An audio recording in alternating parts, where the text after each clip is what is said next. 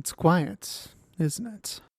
Just the wind rustling through the trees, sun splashing down across the leaves, water bubbling quietly nearby. It seems so peaceful, so calming. It's stunning to look at, so much so that I just want to sit down and just take it all in. It's life, just existing, just being. And in that existence, that being, it is so very beautiful. Yet it seems so quiet. But if you look closer, you'll notice ants marching across the gravel from their home, bees buzzing through the flowers, a spider catching a fly, life. Even if you can't see it immediately, it's there. It exists. It's just below the surface glance. Violet Evergarden is exactly that as a show. A garden. Beautiful to look at, with so much just out of view until you look closer. A lot of people mention and complain about the show being slow, and I very much agree that it is, but I still found myself humming along in tune with the pace of the show regardless.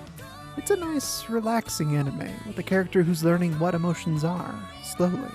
No one realistically changes immediately, and while it's certainly easy to criticize Violet as the lead character to the show for being so bland to start out, and continuing to be supposedly one-note, I've still enjoyed my time watching her evolve.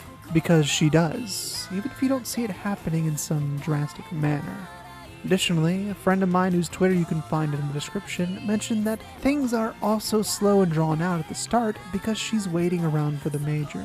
It feels like an eternity for her and for us. Things only start to speed up after she finds her new purpose, being a doll. Back at the beginning, however, she's simply a soldier, a dog of the military in similar ways to Mustang in Fullmetal Alchemist. Though he was, of course, much more of a personality because he grew up in a better situation than Violet. So Violet is taken off the street and treated much like property, a new pet from one brother to another. She's drafted into the military, and then she loses her arms, and the one person in this world who loved her, without understanding human emotion the entire time. As closed off as Violet is, and with the grim nature of war, it's completely possible that she just didn't see the happier moments of soldiers on duty. It's also just as likely she was kept separate from the other members of her platoon when not in the war zone.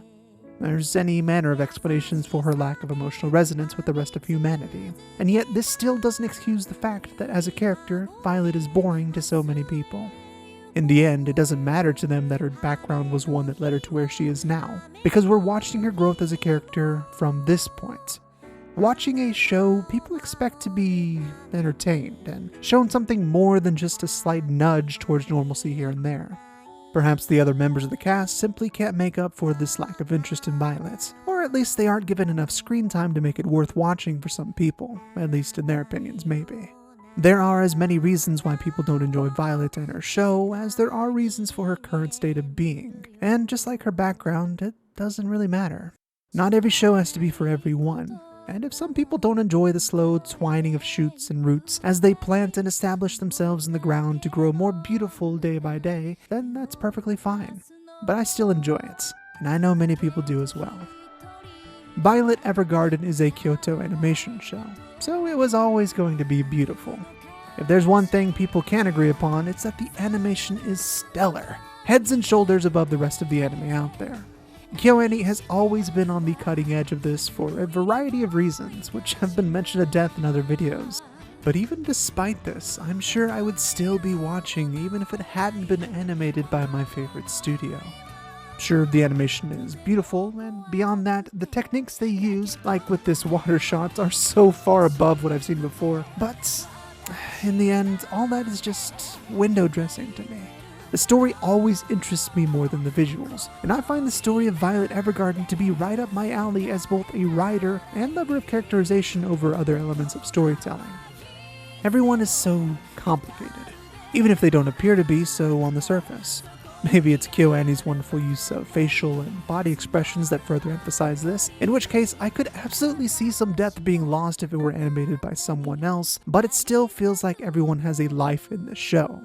Everyone has relationships, from Catalea and Hodgins' relationship to Iris and her family, her situation, and the broken bonds that live in her past. Even the blonde postboy has his own relationships and troubles to himself, separate from Violet. Yet all of this is just in the background. sometimes not even in the same scene with Violet. But, and this is important, I believe she's starting to notice this.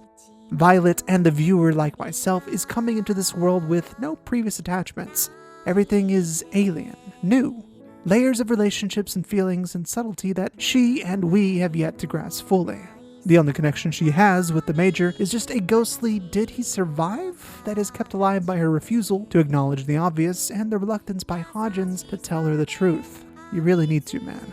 All of this characterization just from interactions between the cast feel realistic, and best of all, a microcosm of what Violet is trying to learn in her pursuit of being a doll. The reason she's starting to notice interactions and the many feelings at play between two or more individuals is key to her understanding what her job entails. She's starting off small, learning slowly, and improving bit by bit. From her first letter that sounded more like a report, to the next small few sentences to her friend's brother, and lastly, this bridging of feelings between Iris and her family. Everything's getting less and less rough as she comes to understand more and more. And if you notice at the same time, Violet is using her mouth less to bite things. I mentioned this in a post on the first episode of our anime, but did you notice that the symbolism in her biting everything at the beginning? She bit the ear of the dog to hold it, she bit her gloves to pull them off, and she bit the Major's clothes at the end to pull him up since, well, that one might be because she has no arms. For me, all of this meant two things. She is the dog she mentioned she was, like I said earlier, and it symbolizes her inability to speak because she's so busy with her duty. She can't talk when there's something in her mouth, distracting her. That's why at the end of the first episode, when she finally speaks for herself, having no duty to bite or hold on to, it's that much more poignant. She still goes back to the use of her mouth sometimes, though, and while it could be easily just because she's not used to or can't use her new arms dexterously unless they're set in a proper way, as she demonstrated with this beautiful segments right before she begins typing, or some more mundane reason, I find the symbolism there interesting, regardless. Speaking of the written word, I find it very interesting that the first thing we see Violet doing in present day is writing, and having a very rough time of it as well. With her new arms, again, she can't write well, and perhaps her ability to type later on demonstrates that she can't go on doing the same thing she was used to before. Violet has to change, to seek out new ways of communication in this new hand life has dealt her, no pun intended. She's had no voice for so very long, and now she has to learn to speak through her experiences ghostwriting for other people, to find out what aishiteru means. Innocence, devotion, true love. Language of flowers is rather interesting, even from a cursory glance. Violets carry the meaning of all three of those concepts I just mentioned, very apt when describing the titular character, all save the last one. Violet was innocent, and in many ways she still is despite her experiences in the battlefield. She's completely devoted to her duty and the Major. But love, aishiteru, that meaning still eludes her. The rule of threes plays into this, that attraction to three of something that humanity finds so very fascinating. You can see it everywhere, in comedy and movies and books. It's a pattern, the smallest possible pattern both in number and brevity. That last key, that understanding of I love you, will end her journey.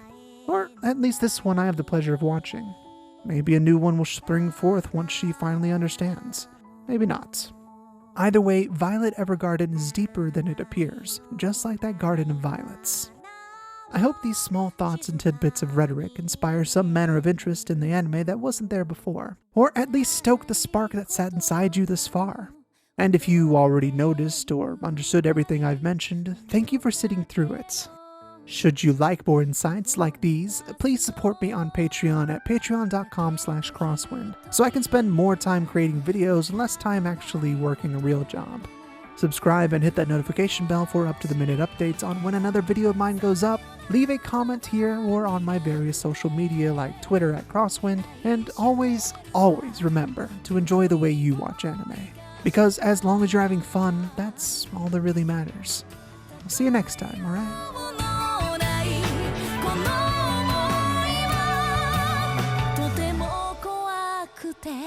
だけど